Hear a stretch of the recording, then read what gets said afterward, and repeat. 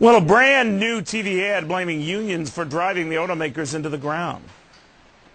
Steel, auto, airlines. What do these industries all have in common? Hundreds of thousands of lost jobs and union bosses who helped to put them out of business. If you think the economy's bad now, it could get worse. Union bosses are pushing their own bailout bill in Congress that could force employees to pay union dues against their will.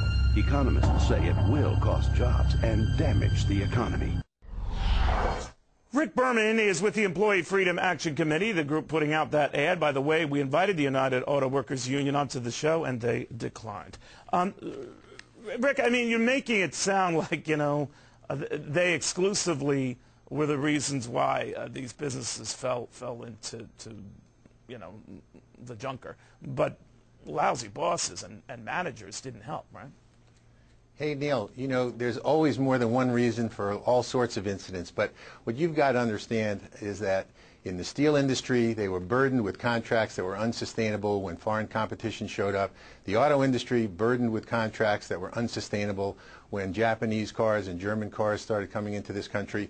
And the UAW, to some extent, has tried to modify the demands and the deals that they've already gotten, but for the most part, the legacy costs that are hanging over these car companies are just impossible to navigate around and still be competitive. All right, we should explain the legacy costs you refer to, that generally was of workers retiring or already retired who had built into their contracts at the time very generous retirement and medical-related benefits that are costing the companies present day a great deal of money. But they never open this up, and that's a sticky wicket, right? That is a sticky wicket. Plus the fact, most people, when they think about the car company's costs, they say, well, it costs $2,000 more for GM to produce a car than Toyota.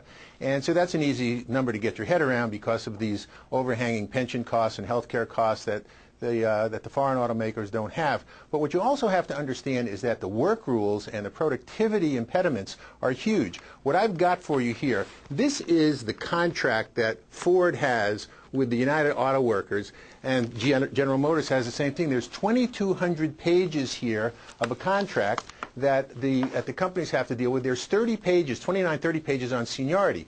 This is the contract that GM and Toyota have negotiated jointly with the United Auto Workers for a plant out in California. Instead of 29 pages on seniority, there's 3 pages on seniority. And the union agrees that this is a breakthrough agreement, that this shows how we can get things done in a modern way. It's a 21st century agreement.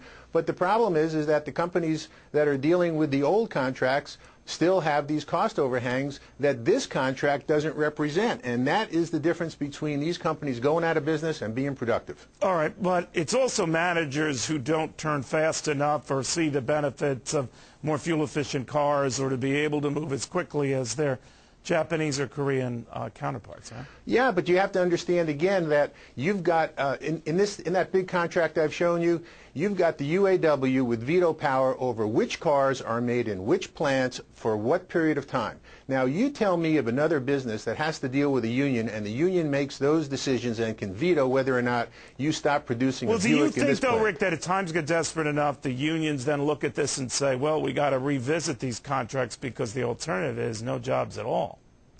Well, that would be the logical approach, but the problem there is that the unions have a political issue with their own members.